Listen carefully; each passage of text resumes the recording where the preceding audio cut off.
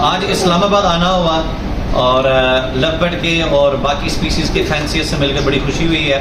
और आज पहली मुलाकात है मोन भाई के साथ और मुझे पता चला कि जितने लोग यहाँ पे बैठे हुए हैं सब ने इनको तकरीबन अपना उस्ताद ही माना। अच्छा। और पता चला कि 50% ऑडियंस इनके कहने पे है। तो मैं मोन साहब का शुक्रगुजार हूँ और उम्मीद है इंशाल्लाह आइंदा इनकी कुछ वीडियोस नज़र से गुजरेंगी।